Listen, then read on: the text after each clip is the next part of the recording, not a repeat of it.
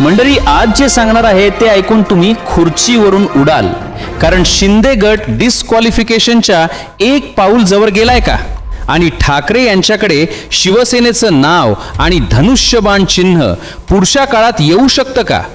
त्याच्या एक पाऊल जवळ गेलेत का असा प्रश्न सर्वसामान्यांना पडावा असं काहीतरी आज सुप्रीम कोर्टात घडलंय. मंडळी, जरा कान उघडे ठेवा आणि डोळे मोठे करा. कारण मला आत्ता असं वाटायला लागलंय की जर सुप्रीम कोर्टात शिवसेनेच्या केसची सुनावणी झाली नसती आणि कपिल सिब्बल यांनी आर्ग्युमेंट केली नसती तर तुमच्या माझ्यासारख्या सर्वसामान्यांना शिंदे गटाच्या भूमिकेतली जी कॉन्ट्रॅडिक्शन्स आहेत ती कधी समजली असती का बघा मंडळी. हो, डिस्क्वालिफिकेशनचा आर्ग्युमेंट आज संपलं आणि ते संपवताना सिनियर ॲडव्होकेट कपिल सिब्बल आणि सिनियर ॲडव्होकेट देवदत्त कामत यांनी आज इतकी महत्त्वाची टाइमलाईन पॉइंट आउट केली आहे की तुम्ही सुद्धा शॉक व्हाल. 2018च्या पक्ष घटनेचा सगळ्यात मोठा ट्विस्ट आजच्या आर्ग्युमेंटमध्ये होता आणि त्या ट्विस्ट पासूनच आपण सुरुवात करूयात. जस्टिस बागची यांनी आज काय म्हटलं माहितीये की आम्ही शिंदेना डिस्क्वालिफाय ठरवू शकतो का?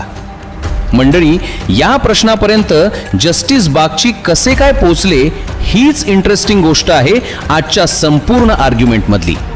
म्हणजे शिवसेनेचं नाव आणि पक्षचिन्ह हा एक मुद्दा आहे आणि दुसरा मुद्दा आहे डिस्क्वालिफिकेशनचा. असं बघायला वाटेल की ॲक्च्युली हे दोन वेगळे मुद्दे, पण कसे ते इव्हेंच्युअली सेम आहेत.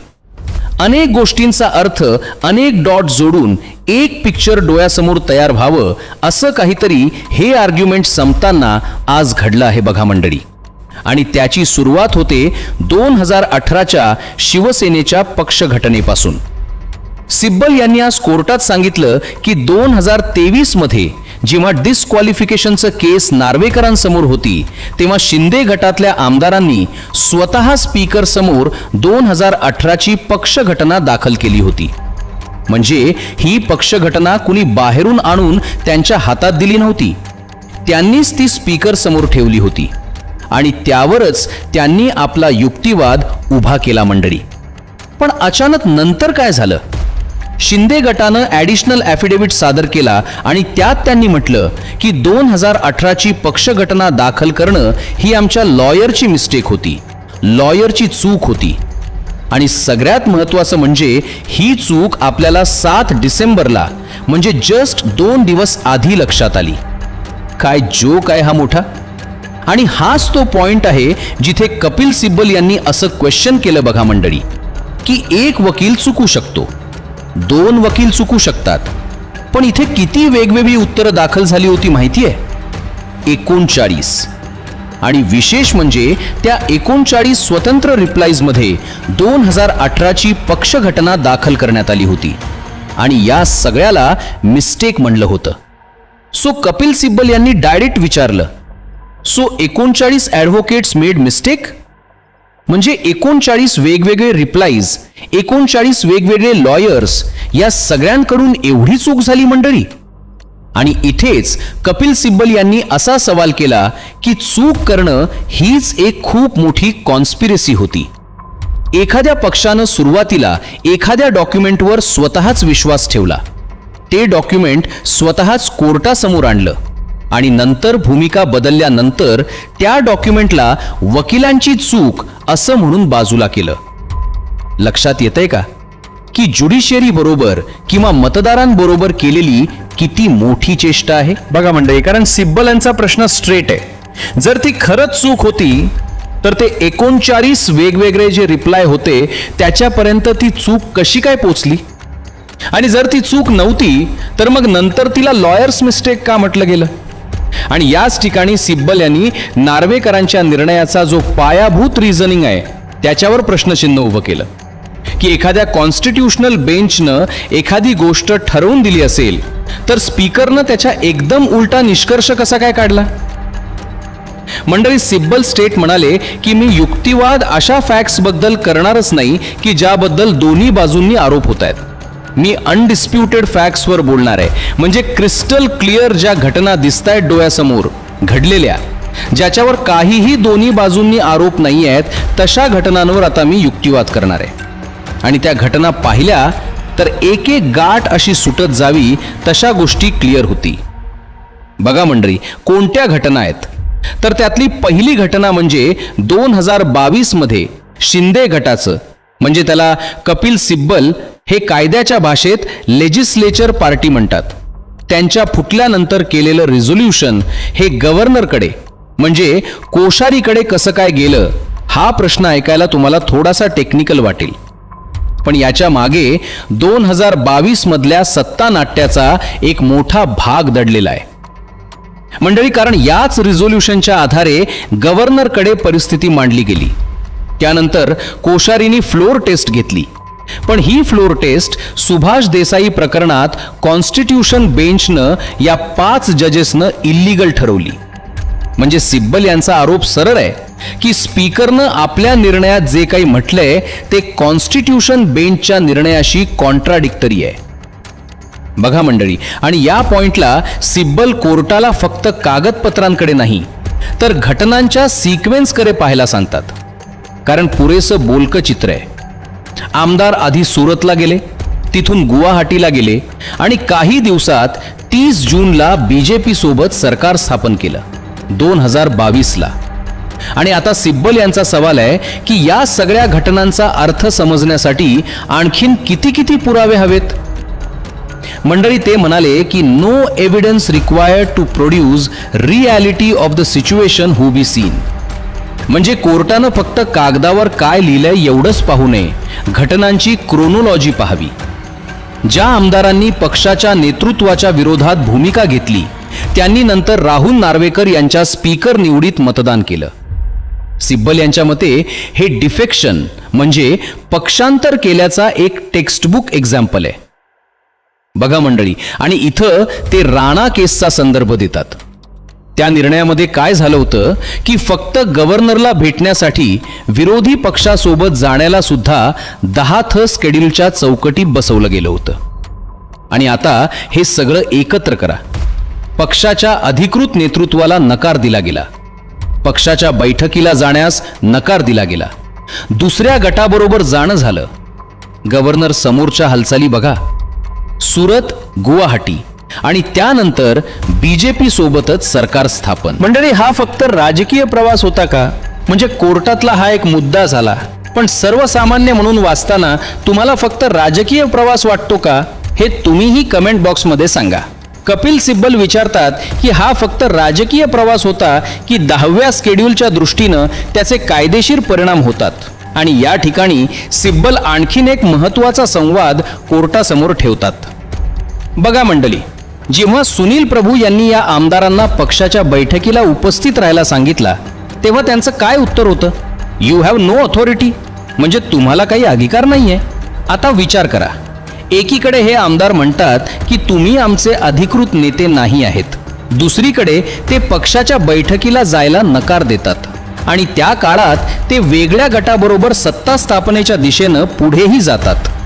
मंडळी, सो सिब्बल यांचा एक फंडामेंटल क्वेश्चन आहे की ही फक्त लीडरशिप डिस्प्यूटची गोष्ट आहे का, की प्रत्यक्ष घटनांचा हा सगळा सिक्वेन्स पाहिला तर व्हॉलंटरीली गिव्हिंग अप मेंबरशिप म्हणजे स्वतःहून पक्षाचं सदस्यत्व सोडलं हेच दिसतंय ना यातून.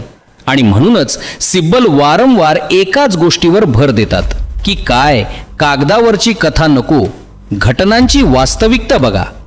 बघा मंडळी, कारण कधी कधी काय होतं की एक डॉक्युमेंट काहीतरी सांगतं पण घटनांची पूर्ण साखळी चेन पाहिली तर एक वेगळीच गोष्ट समोर येत असते.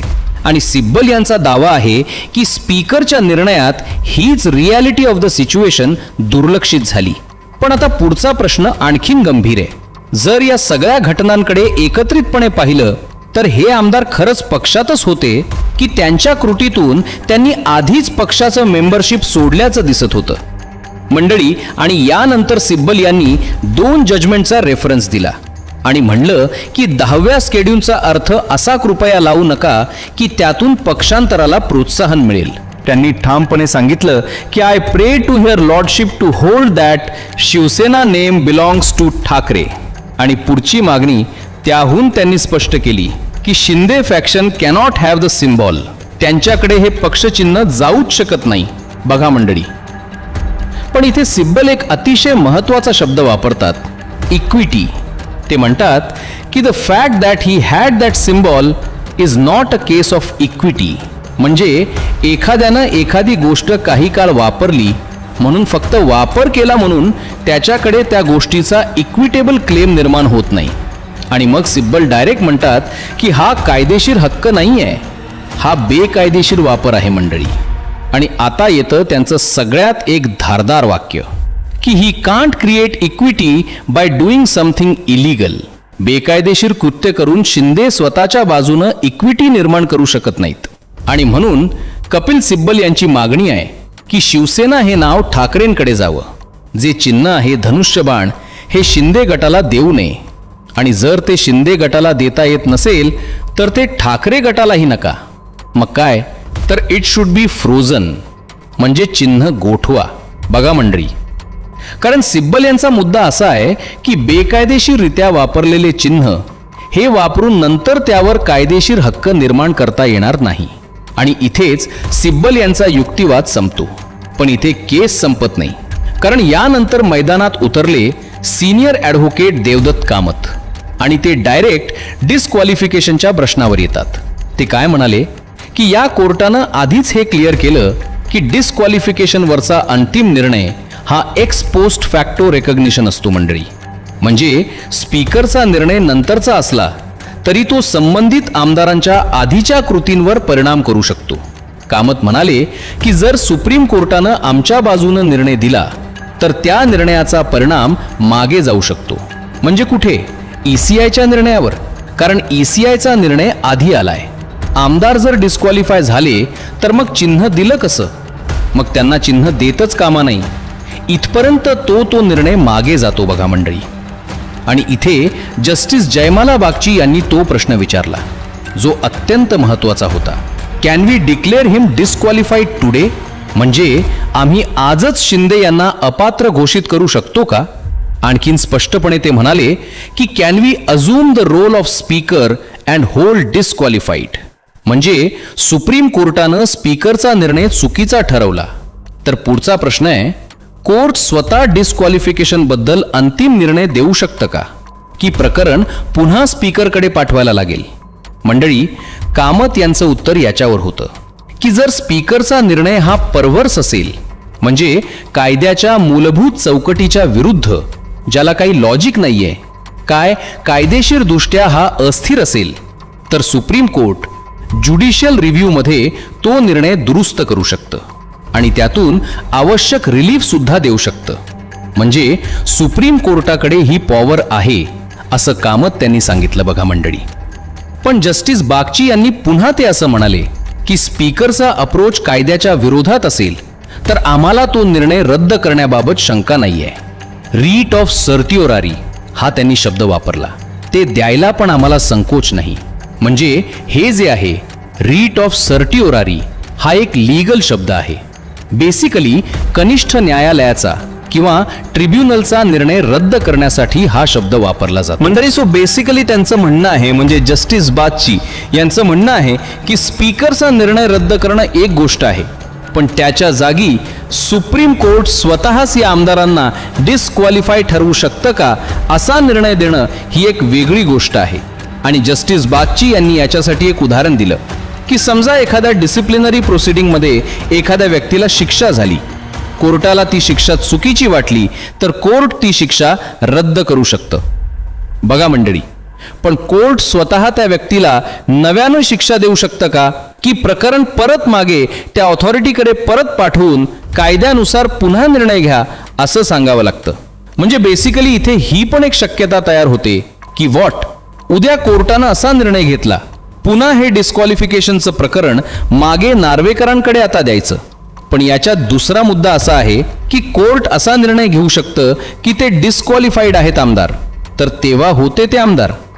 मंडळी, आणि इथे एक अत्यंत महत्त्वाची गोष्ट जस्टिस बागची यांनी म्हणाली की एक गोष्ट मात्र नक्की आहे किंवा त्याच्यात काहीच वाद नाहीये की शिंदे गटाकडे लेजिस्लेटिव्ह मेजॉरिटी होती, म्हणजे आमदारांचं बहुमत होतं. पर खरा लीगल क्वेश्चन हा नाही आहे की बहुमत कोणाकडे होतं. खरा प्रश्न असा, जेव्हा शिंदे गटाकडे लेजिस्लेटिव्ह मेजॉरिटी आली तेव्हा ते त्या पॉलिटिकल पार्टीचाच भाग होते का, हा अतिशय महत्त्वाचा प्रश्न आहे. बघा मंडळी, कारण इथेच संपूर्ण केस पुन्हा मूळ मुद्द्यावर येऊन थांबते, ज्या मुद्द्यावरून कपिल सिब्बल यांनी आर्ग्युमेंटला सुरुवात केली. ते म्हणजे बहुमत होते हे मान्य आहे, पण बहुमत मिळालं म्हणून पक्षही तुमचा झाला का? तुम्ही आधी पक्षाचे सदस्य म्हणून निवडून आलात आणि नंतर लेजिस्लेटिव्ह मेजॉरिटी मिळवल्यानंतरही तुम्ही त्याच पॉलिटिकल पार्टीचे सदस्य राहिलात का? मंडळी, हा खरा प्रश्न आहे. आणि जर याचं उत्तर नाही असेल तर मग पुढचा एक अपरिहार्य प्रश्न आहे की त्या क्षणी 10वी शेड्यूल लागू झाला होता का? आणि जर लागू झाला असेल तर नंतरचं संख्याबळ त्या पक्षांतराला व्हॅलिड ठरवू शकतं का? आणि या प्रश्नावर आता शिवसेना नाव धनुष्यबाण आणि आमदारांच्या अपात्रता हे तीनही मुद्दे एकमेकांना जोडले गेलेत. शेवटी एकच सांगतो, हे दगडावरची रेष आहे मंडळी. धन्यवाद मंडळी. जय महाराष्ट्र.